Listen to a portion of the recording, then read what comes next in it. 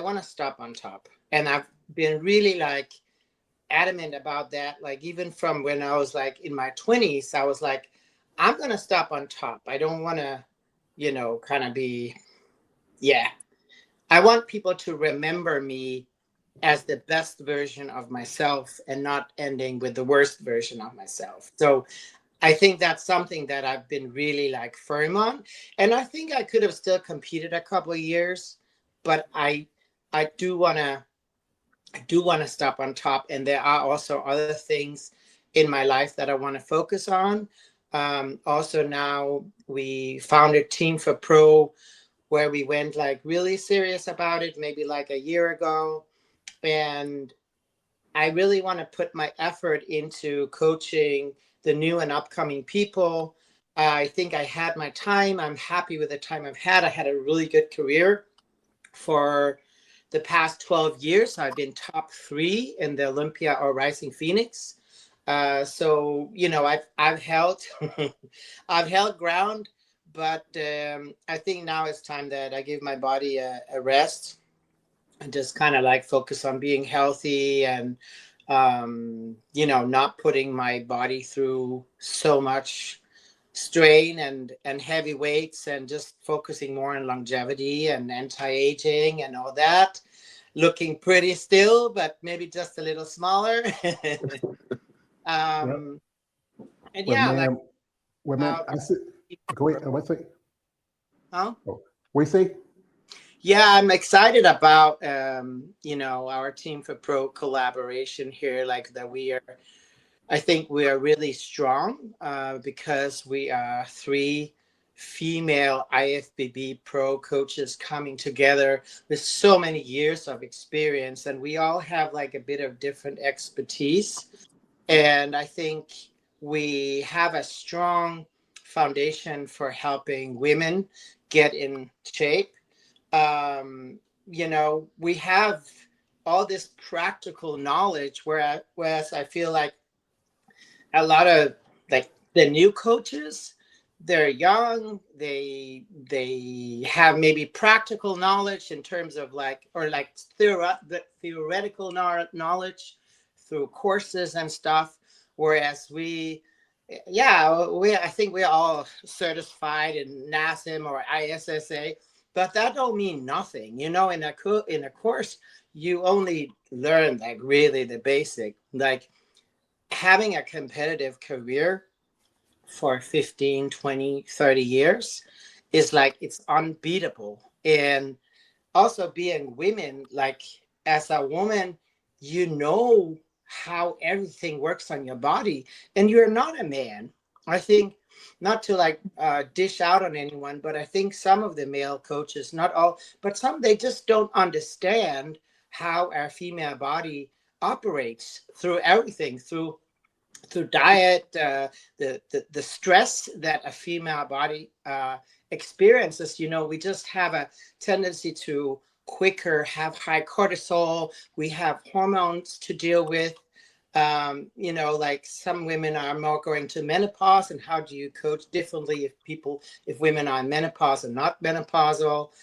And we are all in our 50s, so we all have experience with non-menopause, perimenopause, post-menopause. So, I think just we can help any woman really, really well because we are women and we've lived it. So I'm just excited for what we can do together and how we can help the women out there prep and be their greatest. We've all won shows. We are all champions. So we have that champion mentality, like when I have a client, I want to win. It doesn't matter if I'm on the stage or I have a client.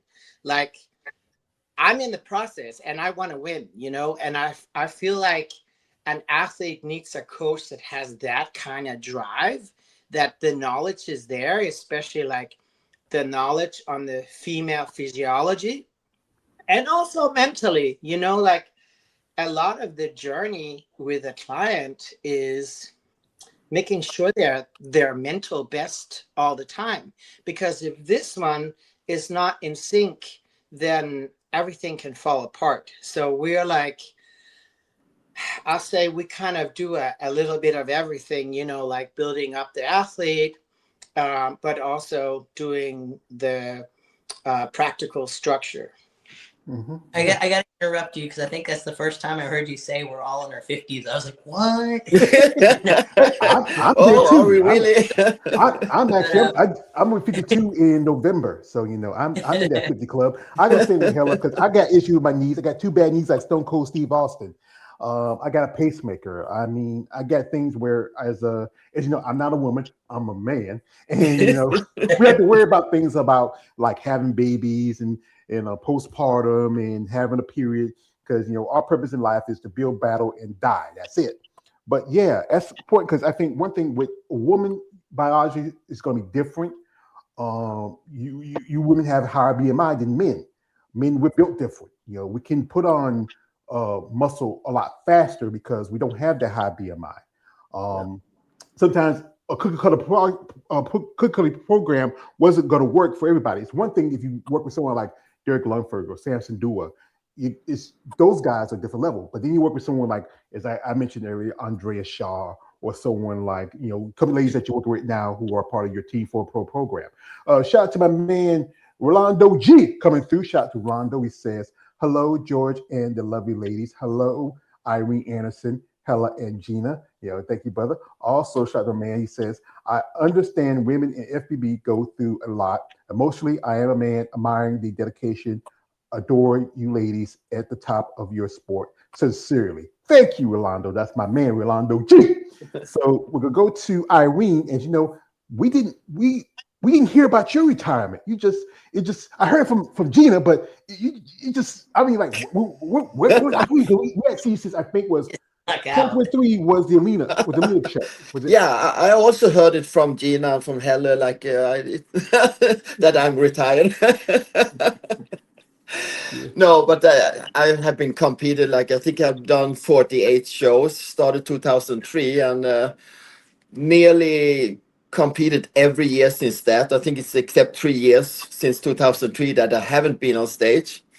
So it comes to an end that you feel maybe it's time to bring up the new girls that want to enter stage to help them and still be in the sport, of course, and we still will continue our training, and that's our lifestyle and we love it. So stepping on stage, yeah, maybe it's time just to push other girls. And we're coaching guys as well, don't forget that. We are good at that too. One of the guys is a guy, I think his name is what's his name again, Gina? What's that? What's the young man that you coaching also as a part of your program? Yeah, he's a Swede and came on. Okay, that's pretty good. He respects y'all and respects your expertise and also your experience as bodybuilders. And again, that's important that to be able to teach these young competitors. There's a lot of people out there that don't understand that bodybuilding is not like one thing people always talk about bodybuilding is the use of steroids and performance enhancers. That's more than that. It's understanding the training, understanding the diets, the factors into it, the growth and development as an athlete over time. Yeah. Mm-hmm. Well, anyway, so the Team 4 Pro program, when did that come about? And this is something I think was most definitely needed, especially for up and comers. So raise your hand. Who's the one who started the idea? I don't know. I think I did. I remember having a conversation with Hella in Mexico at some point a few years ago, easily. Where I just thought, it'd be really cool if we partner up. And, there's nobody else in the industry that was just women coaching. And I think that's kind of where the seed got planted. I mean, we were all coaches, so, why not go together and just combine our knowledge? And also, I think it's nice sometimes to have somebody to spare with, that you can kind of I have this client, sometimes we have clients also who have health issues, where you're what do you think about this blood work? Or, we have her. Maybe she needs to start on a specific supplement protocol that we put together, or I don't know. I have a lot of knowledge with shoulder injuries. I mean, Gina does too, but double tendon repair where I tore my bicep tendon and my supraspinatus. So, I've done so much rehab for that, and I know everything about shoulder rehab. I also don't know everything about lower back rehab, and now I also know everything about knee rehab because that's the thing I've been through. So, we can help each other with different aspects. Mm. Yeah, being like James of all trades to understand every aspects You of know, the I mean, body and there's how a it lot develops. for the experience that we bring collectively. And if you think about it, when it comes to like research and data about female bodybuilding and like anabolic drug use, there's not much out there really. If you want to do the research and see what kind of data there is, there's not much that's been exclusively about females, right? So we have that collectively. I mean, we have the data because we've lived it, and we have decades of this experience. So, when you put it all together, I'm going to say it's impressive. I mean, we have, what, 5 decades of experience together? 6 decades? So what's not out there on Google or in Chat GPT, we have up here. We Yeah, experience like it. I said, all research have been made on men. So Yep. whenever you Google something or you want to chat TP something, it's mostly like resistance training, like every aspect of it, like training, dieting, physiological response. Also, when we're talking pets, women. I mean, something like women and pets, like there's no research like on it. No, No, there's nothing.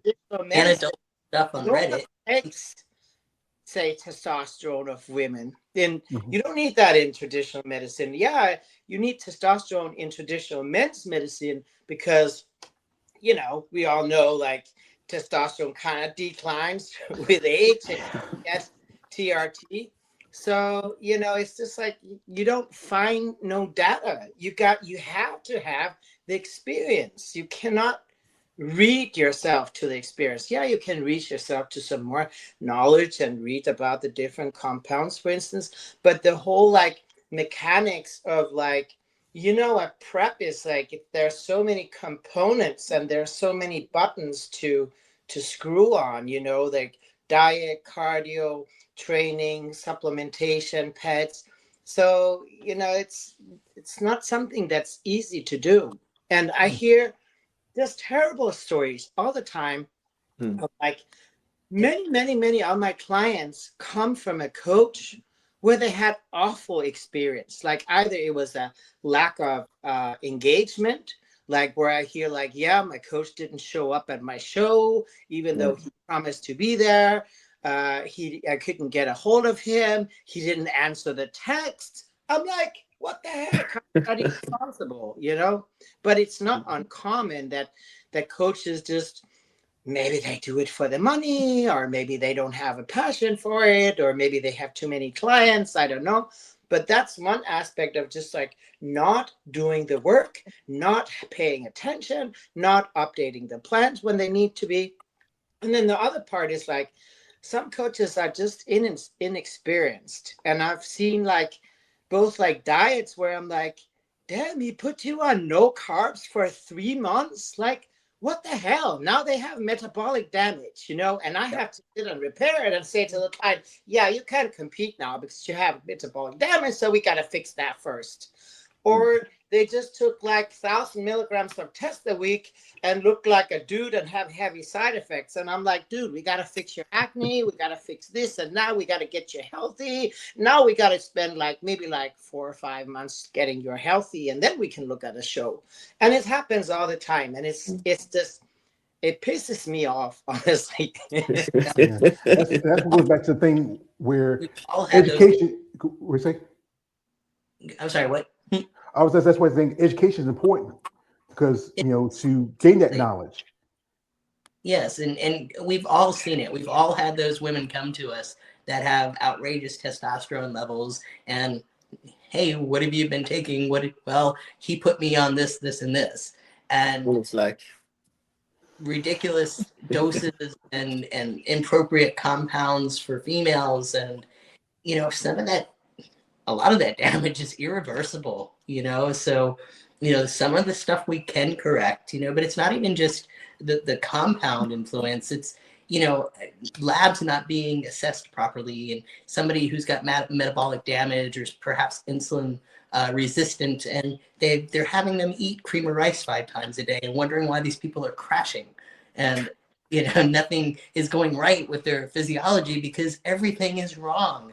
So there's just so many problems in our industry when it comes to coaches and health and directing athletes the right way and for their best health. It doesn't happen all the time, unfortunately. Wouldn't be a good idea to have something like where you can monitor like coaches, like give information when you share it between other competitors, and also be aware of these coaches so you can push them out. But understand with this sport, it's about, it's a money thing.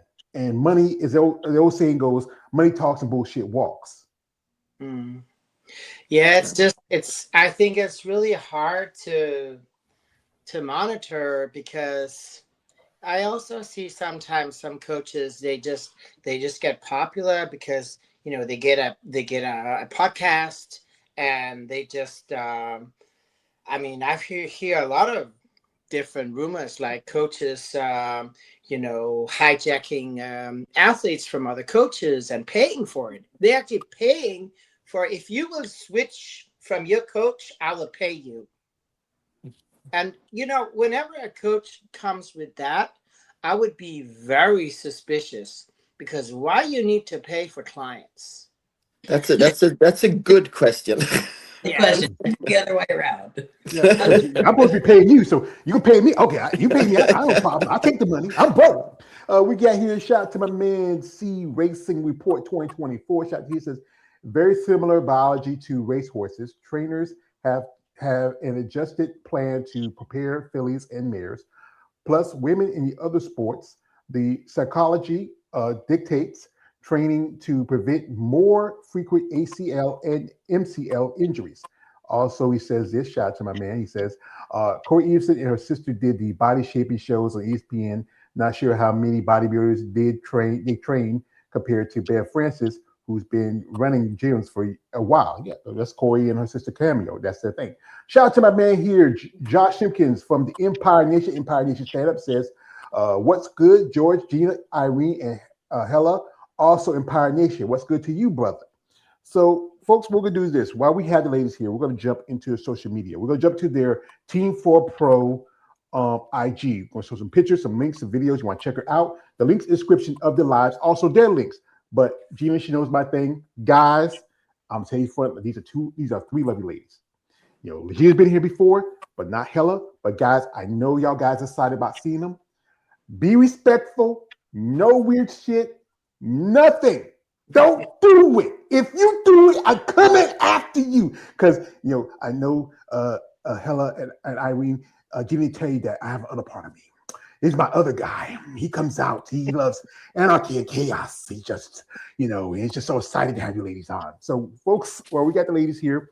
Follow the links. And also, if you're interested in working with them, if you're a competitor and want to expand your opportunities, you can check out Team 4 Pro. So we can go up in here and jump into your IG for a little bit. And here we go here.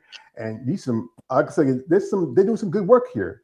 One lady's here, I actually reached out for an interview, and that is, I think it's Katrina, that's her name is. Katrina? Yes. Yeah. And we were talking, she started following me on IG, and she's gonna be competing in wellness by the looks of it. Mm-hmm. So she was the she's a very good upcoming talent. And I see also, here's a young lady here. Is she another one of your competitors that's on your program? Mobina, yes. And where's she from? She's actually here in Stockholm. She's one of our new sponsored athletes. Got the opportunity to meet her a couple times. She looks young. She looks like man Jerome would say, she looks like she's wet behind here. His breath smell like Similac. And what's that feeling when y'all working with these young competitors, like who really have a passion, a drive for the sport? It's incredible. I've nicknamed her my mini me. So she's just so excited, and the future's bright. She's got her whole life ahead of her. She's 24, and to be jumping into bodybuilding that age, and excited about potentially being a pro athlete. It's exciting for me, to be able to pick up on that enthusiasm that she brings. So it's really cool, and to be able to mentor young athletes is amazing. Yeah, here's Lucy. She's one of your also new competitors here. I interviewed Lucy about a month ago. She's from, I think she lives in Germany now, but she's originally from, I forget what country it was.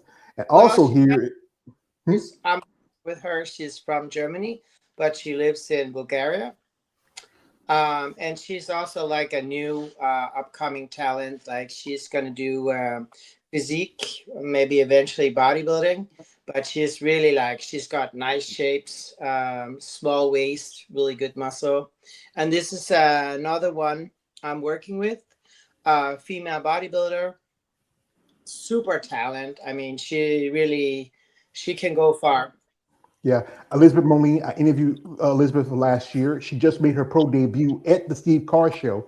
She was top 5 at that show, meaning she beat out, Hunter was 6.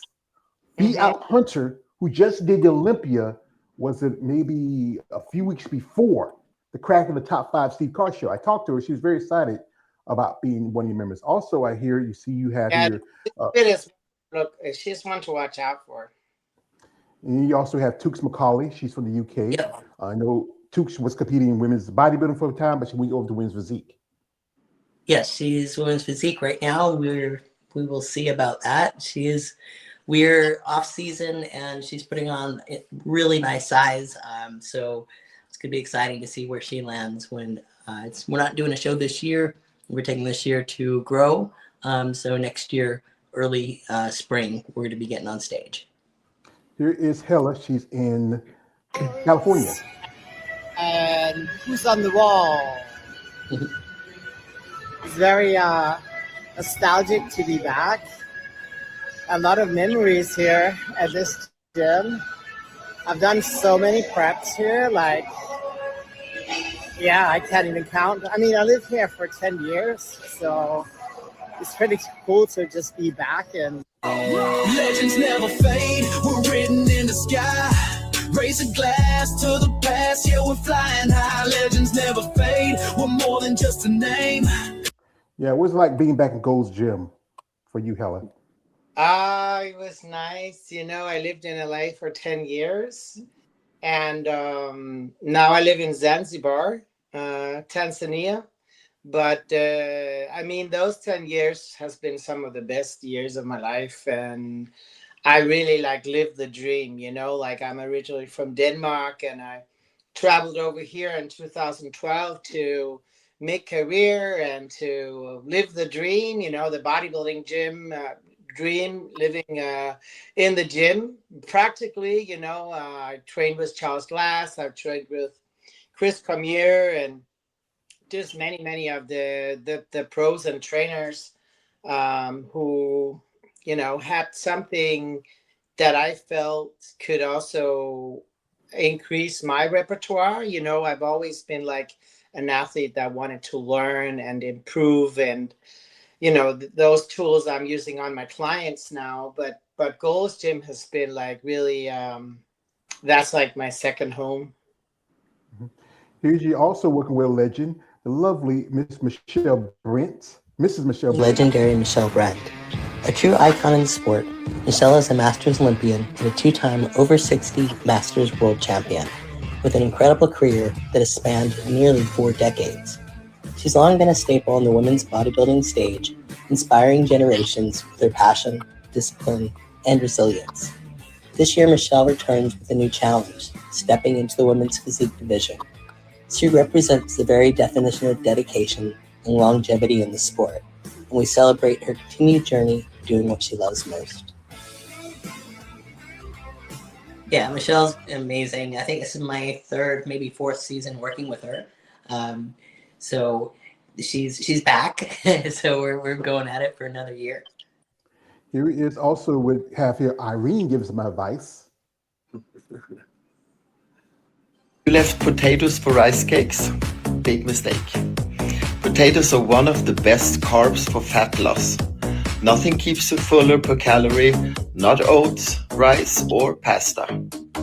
79% water, rich in resistant starch, slows digestion, blunts hunger hormones.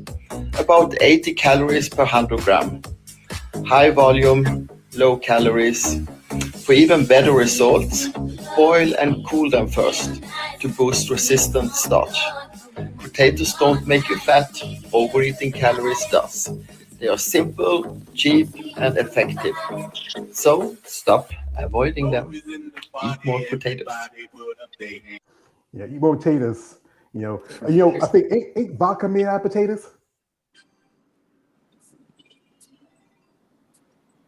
Hello? Ain't vodka made out of potatoes? Is what? Vodka, ain't that made out of potatoes too? Vodka. You made up many things. I went to like a vodka distillery in Africa, and they made it on sugarcane. Drank vodka with the chief of the village. He had his own distillery. So I think he made it. So no potatoes there. Yeah. Maybe in Russia they make it on potatoes. I don't know. I'm country. I know you can make some nice liquor. We just ferment some, get some apples, some fruits and vegetables, let them sit for a while, let them ferment. I know quite a few people used to make stump whole liquor back in the day. We have here, shout out to my man C Cross. He's C Racing. It says, I heard Autumn Rebbe was making a comeback. Any one of you three training her? No. No. I haven't heard she's making a comeback, but she'll be welcome on the team. Absolutely. I remember Autumn back in the day. I think she was coming in by the time you were stepping away from a little bit from bodybuilding when you had your injury a few years ago. When I think it was like she was in about the 2000s. Mm-hmm. She competed for a good while, but then she stepped away from it. And I think she started having her own life. Awesome physique, really awesome physique. I always. Right. From you ladies, I'm gonna ask you, during your eras, who do you think were really represented women's bodybuilding, or just female bodybuilding in general, in your opinions? What do you mean with when you say represented? What like the look, the style, the development, really was I would say you would say could be the standard or is the standard of women's bodybuilding, or just in bodybuilding in general? I guess it depends on what kind of like physique you like. For me, I always liked I was always more on the extreme side. Like I love really like when women are or women or men are very conditioned, because to me, it's like a sign of strength. It's a sign of like having a high discipline and a high threshold for pain. Because it's not easy to get super shredded. Like you really have to like suffer for that, and you have to be willing to make some sacrifices. And I was always like really, I wanted that mental strength. For me, it was not physical, but I admired athletes that could get into like a crazy conditioning, because it really requires a lot of mindset. Like you have to be still up here. And back in the day, I would say my first era of competing was, Kim Chisevsky was a role model for me. She had retired at the time where I hit the stage. It was Linda Murray winning at that time. It was Linda and Iris having a little rivaling. But Linda was Iris hadn't won yet. My first Olympia was in 2003. And I think Linda won that one. And then the year after, Iris won that one. And then Iris's era started. But for me, I really liked Kim's physique because it was just more extreme. Like, I love Linda's physique as well, but it was more like, maybe today it would have been a little bit more physique-ish, you know, like I think she was like in her 150s, where I think Kim, I mean, she was also taller. I think she was more like in the maybe 175, 180. And she was just very impressive to me, like big, shredded. And after that, I'll say Iris. I really admired her physique just because, yeah, she got so shredded, and she had like, no one has ever had a back like hers. Like not now, not before. For me, she has the best back of all times. Like seriously, like she even now has a great back still. But yeah, those two are really, to me, very good bodybuilders. Mm-hmm. And for you, Irene?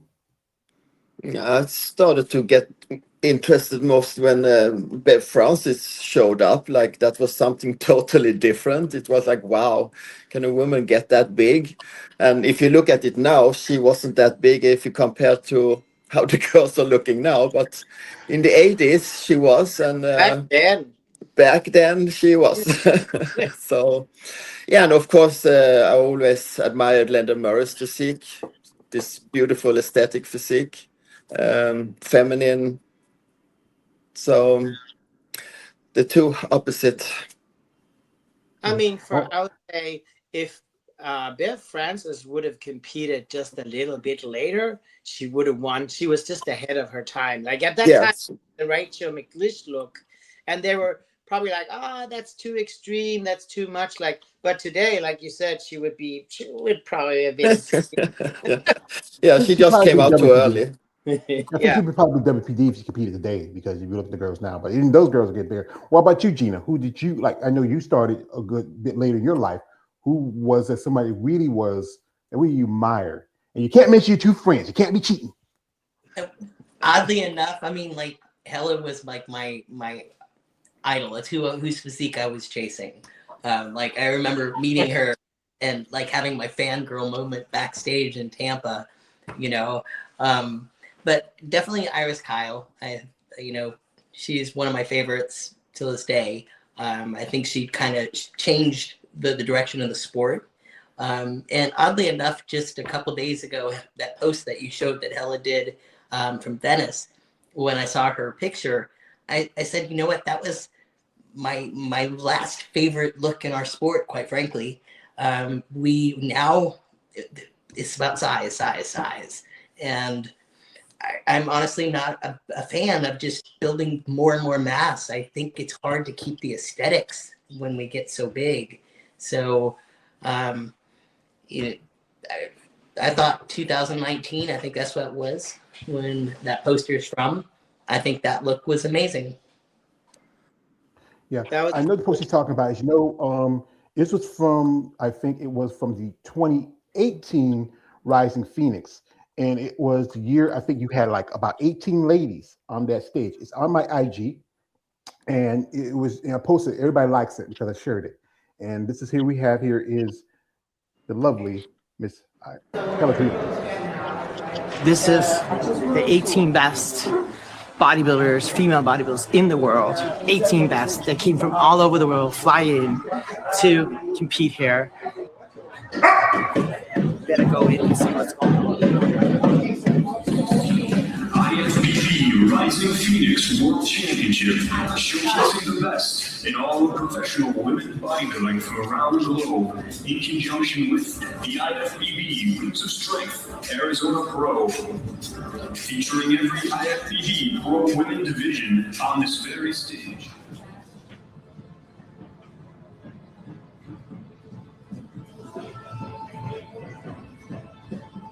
I know you look at a female bodybuilder and you probably feel like, oh, I don't want to be that muscular. That's too much. This is 2016. We're not at a place where we're trying to tell others what they can and cannot look like, to tell women what they can and cannot be.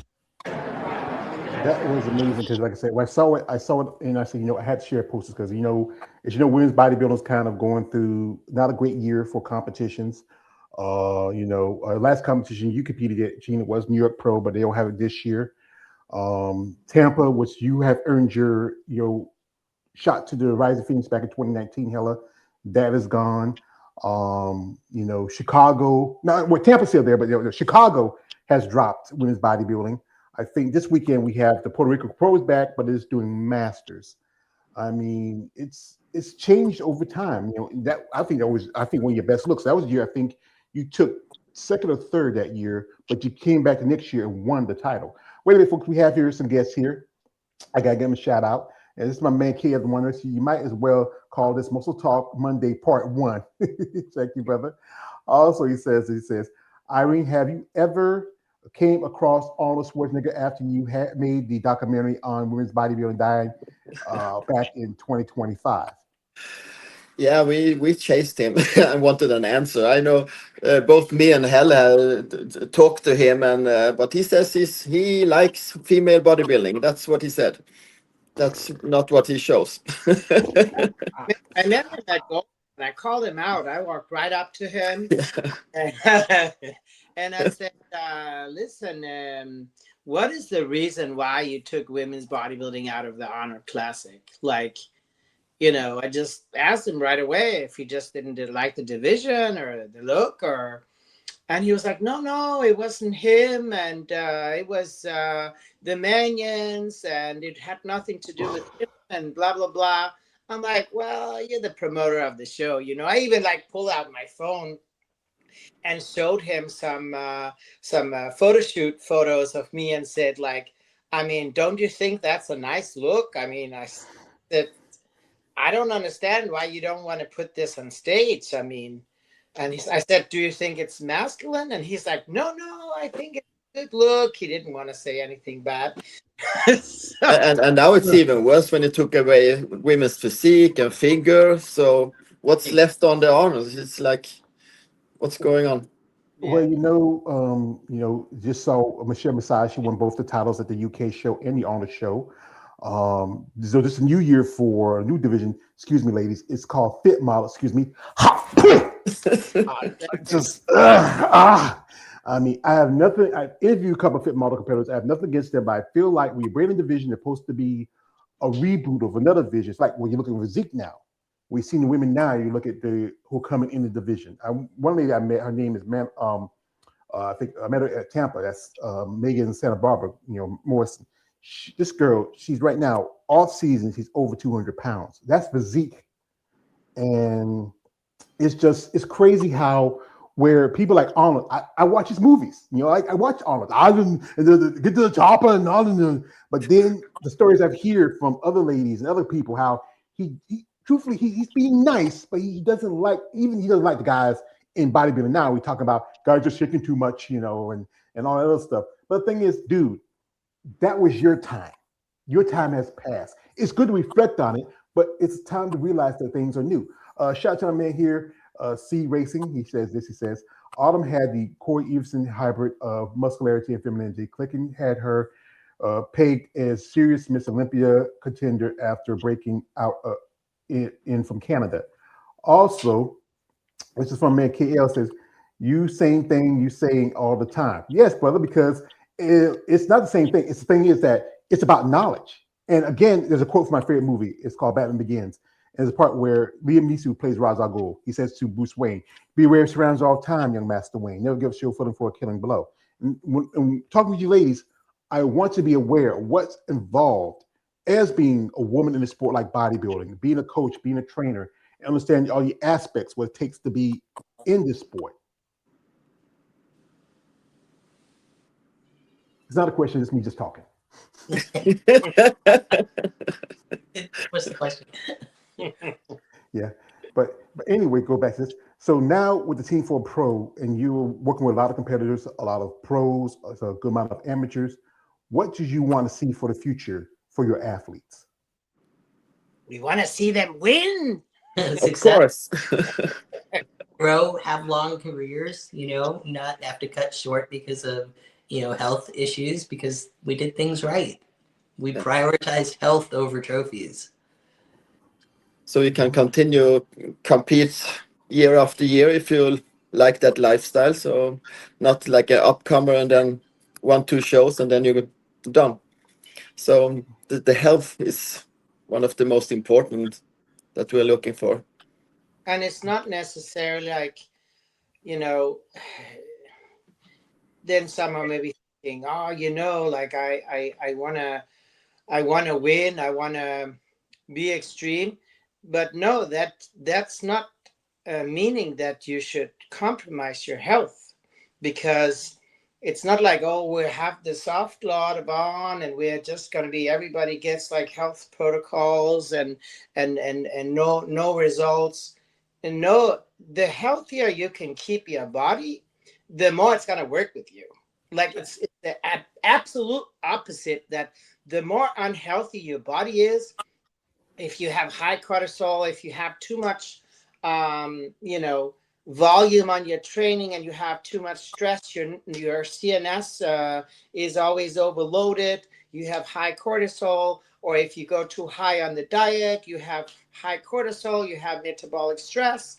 You have, say, you get liver problems, or you get like whatever internal stress. All of that is going to shut down your results. So the more you can push with keeping the body healthy, the better. So it's like you gotta always monitor. Like I monitor everything, like in terms of like, okay, how is the training stress? Like how is it? Is it enough volume, but not too little, not too much? How is the diet? Like one of my favorite question is like, how are you feeling? Ask the athletes. I've had athletes who said to me, dang, I never had a coach that actually asked me how I was feeling. No, I want to hear your feedback. How are you feeling? Are you tired? Are you fatigued? Are you overwhelmed? Do you feel good? Do you have lots of energy in your training? Like when are you starting, like when we're in the diet phase, when are you starting to like get weaker?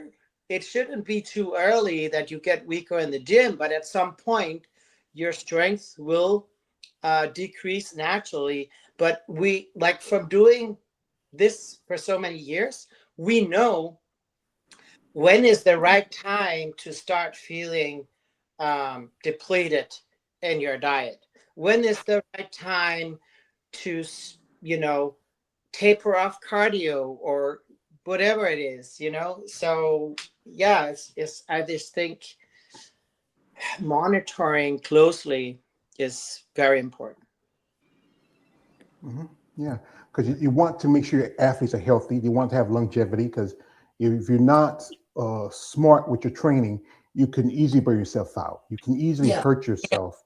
And the common denominator with athletes is they're athletes. They're going to push and do whatever they can, and they're willing to go to the extreme, right? Because they want to win. They want to be successful. So the coach has to be the voice of reason and the one that's willing to put the brakes on and say, no, we're not going there. Sorry.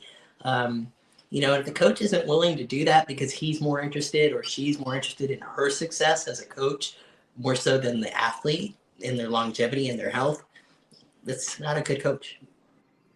Mm-hmm. I mean, we don't see any athletes, not even lifestyle clients, without a blood work, because you got to make sure you're working with a healthy person. And if there's something you need to correct, I mean, there's many supplements that can help your liver, kidney, thyroid function, whatever it is, increase your insulin sensitivity.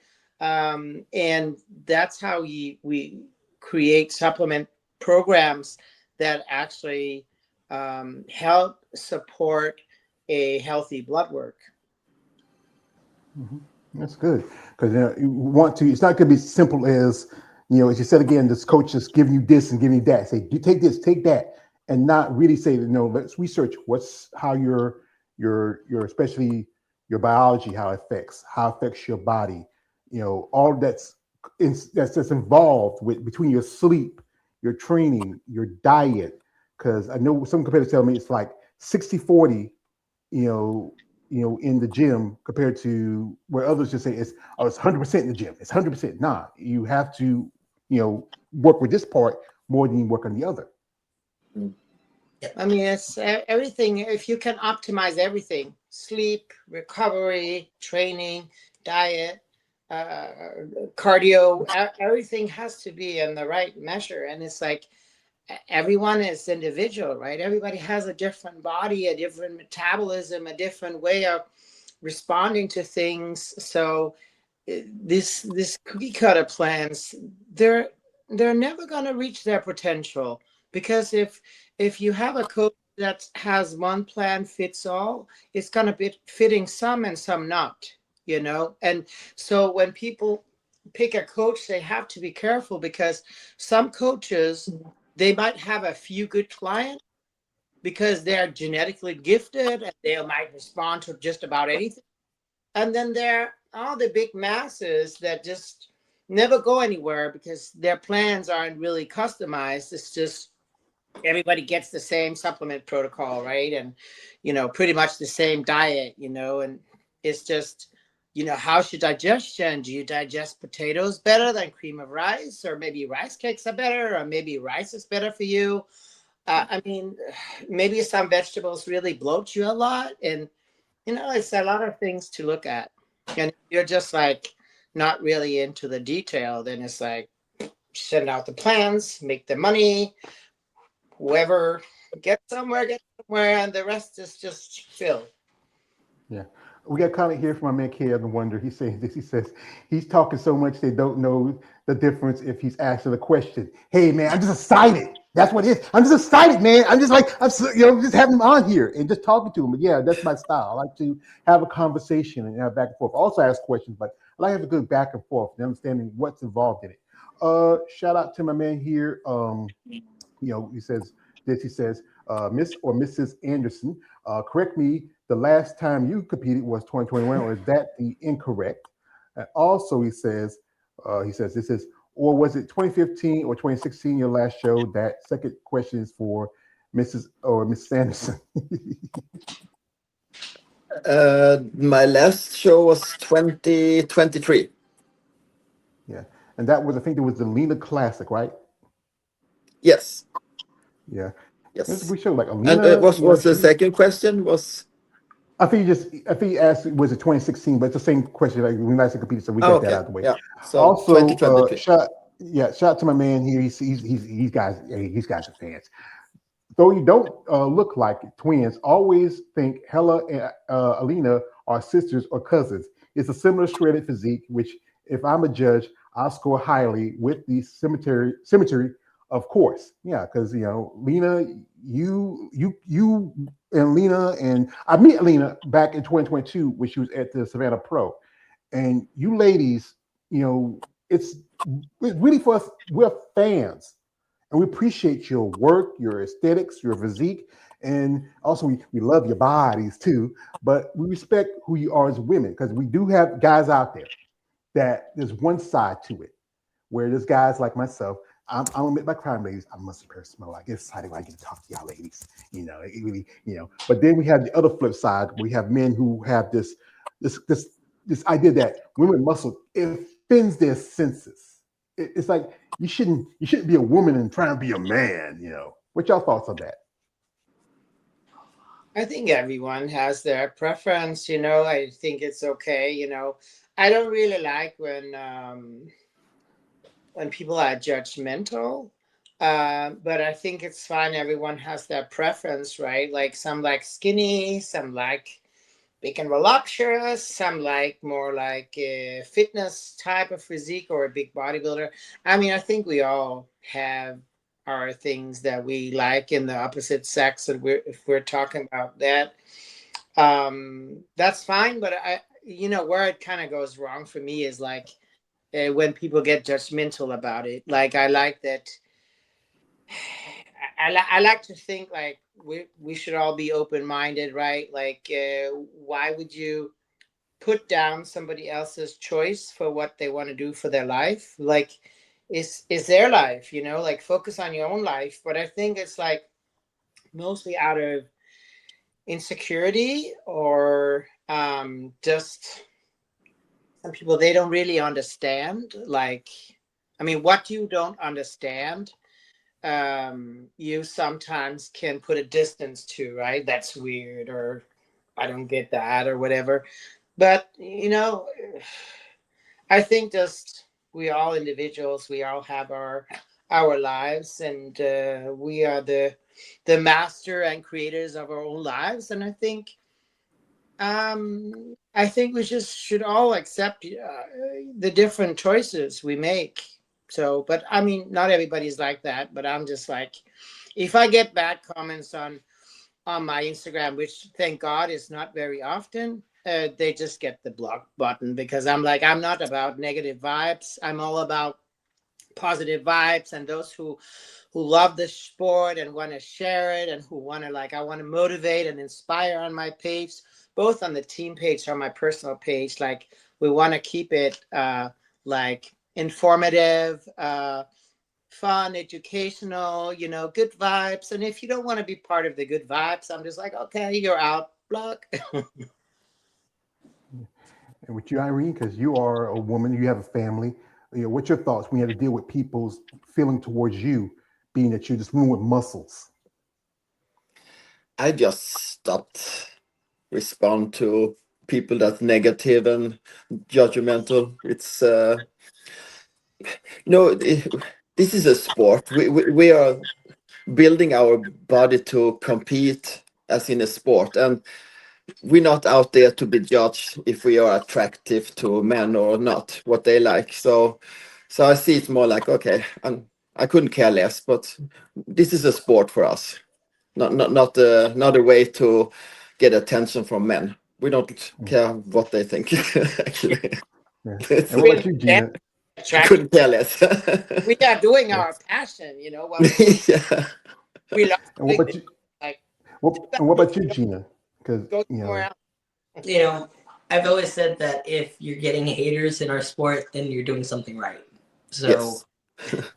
right, yeah, something that's got their attention. So, I think unfortunately for a lot of women, I see online that it really disturbs them and they get very upset and bothered by it. But it's, you know, each to their own. We're not going to be everybody's cup of tea.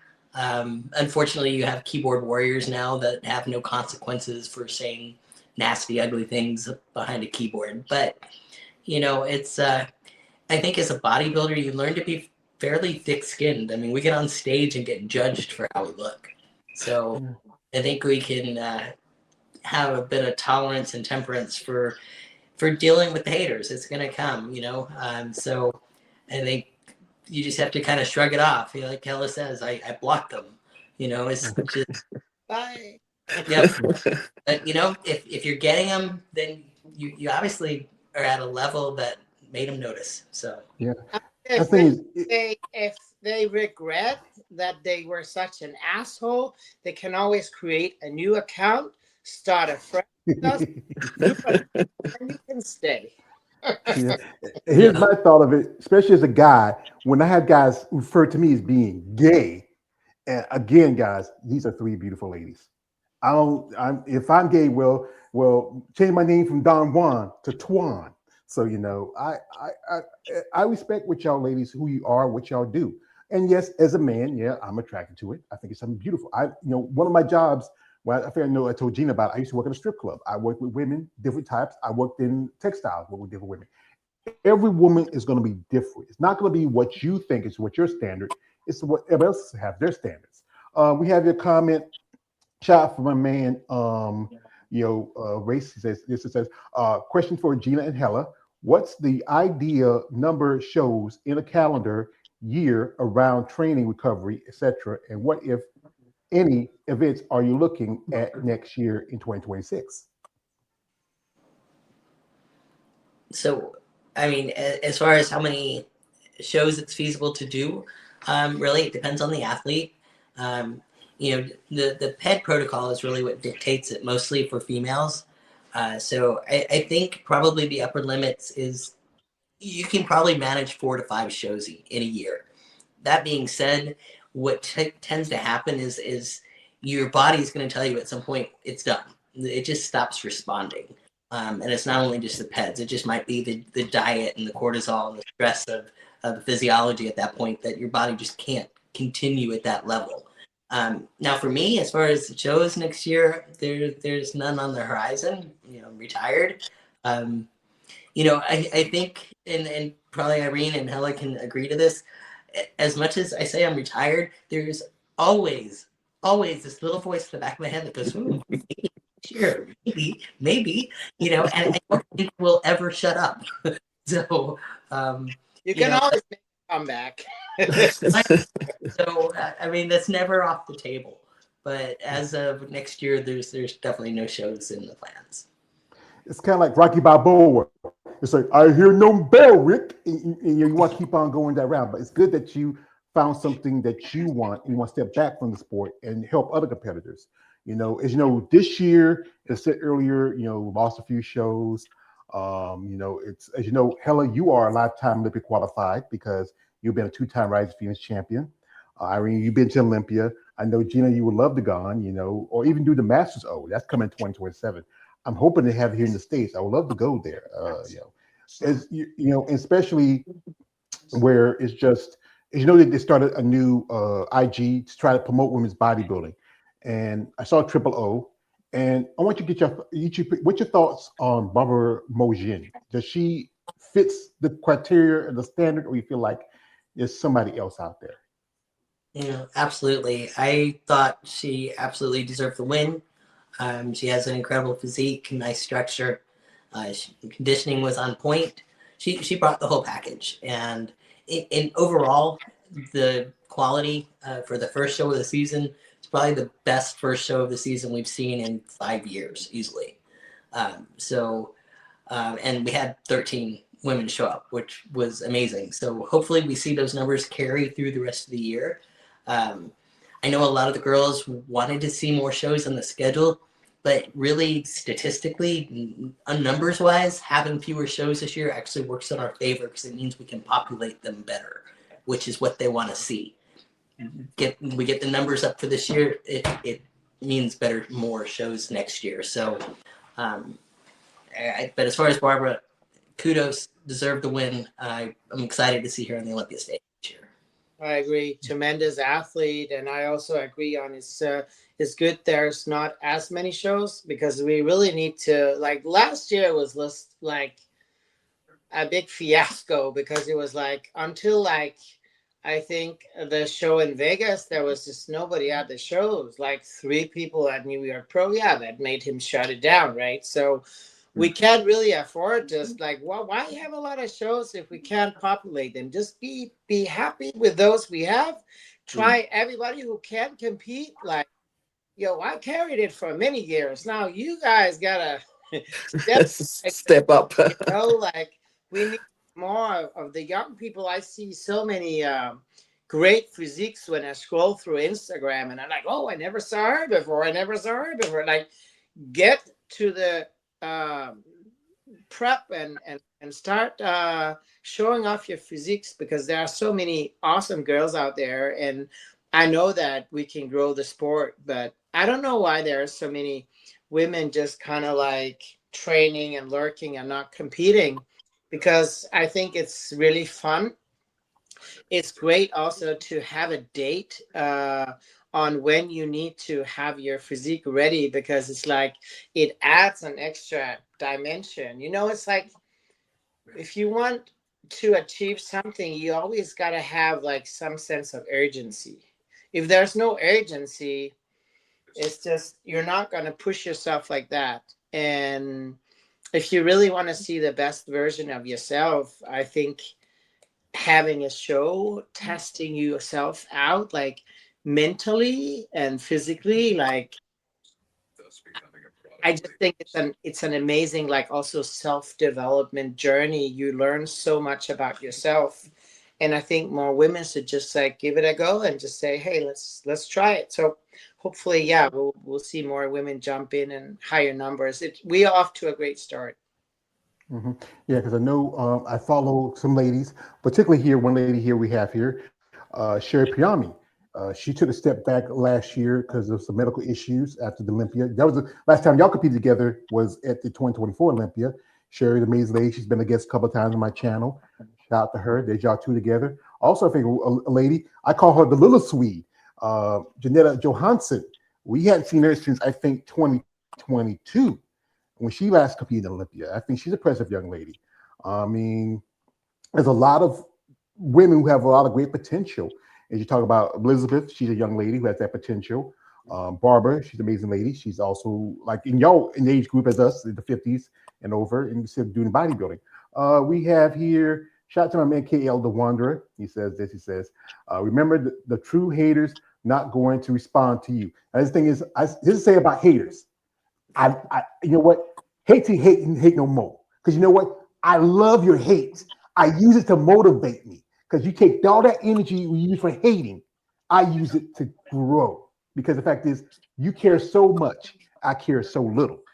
Shout to him, my man CS. He says this. I never bought into the prejudice at female bodybuilders ever since Laura Combs, Rachel McLeish, Bear Francis, and Lori Bowen Rice came along before Corey. In fact, being fit is more feminine. Shout out to my man here. Also, he says this. He says, you know, these guys are fans. He says, it's a show. If the show's as close as with Body Shutdown, can see 4 or 5, 3 or also seems logical. That's true. Okay. And also, he has one more here. He says this, Mr. Vino, what about all the added categories? Do you think it's a plus to have more options? Is it watering down the sport, prize money, or do you stick to Division II maximum? I think it's great there are more divisions, because if you take something like bodybuilding, like when I started competing, there was only bodybuilding. There was no choice. But to get to a bodybuilding show, even like when you start as an amateur, I mean, I worked out for like probably like 5 years before I stepped on stage as an amateur. And it just takes time, you know, like some people need 10 years, you know, like it also depends on like how you react to training and how serious you are from the get-go. And I just think if you can start, like, it's also like, you know, bodybuilding is the most extreme of all the categories. And I think also for some women, like, I mean, even when I started, I was like, for me, it was more like, damn, you know, can I ever look like that? You don't know if you can build that much muscle. You know, it can be intimidating that it's like, because you're so far away from the goal. Like, I remember I was in the gym, I just got started. There was a bunch of like Fitness Max at the gym, and I would flip through a Flex and Muscle and Fitness, and I'll be like, a little voice in my head said, damn, you're never going to look like that. You're never going to be able to build that muscle. And then another little voice was like, well, maybe if I can, what if I can, you know, like it's just, you're so far away from the goal that it can be almost like, I can't do it. You know what I mean? But if you can start with a fit model and say, oh, you train for 6 months or a year or whatever, or, you know, maybe you have a background in another sport and you can get on stage pretty quickly with a diet. Okay, that was fun. I like the stage. I like the show. You keep training. Maybe next time it's a bikini or a wellness or a figure, you know. So it's more like, I think the natural progression will bring more athletes overall, you know? So, I mean, you're going to outgrow your category, right? And jump to the next and jump to the next and jump to the next. Some people are going to stay in their category because they love that category, but other people are going to progress. And I think in turns that means more athletes. It also means more money for the promoter. So even though when I competed, that was only bodybuilding, I think we were 8 women on stage. So you can see 8 women total in the show. That's not a lot of women. Today we see maybe like a wellness category with like 40 competitors. We see bikini with like different A, B, C, you know, and there's like 20, 25 in each group, right? So the promoters, they really have the opportunity to make a lot of money. If it's lucrative, there's going to be more shows, and there's just going to be more overall growth in the sport.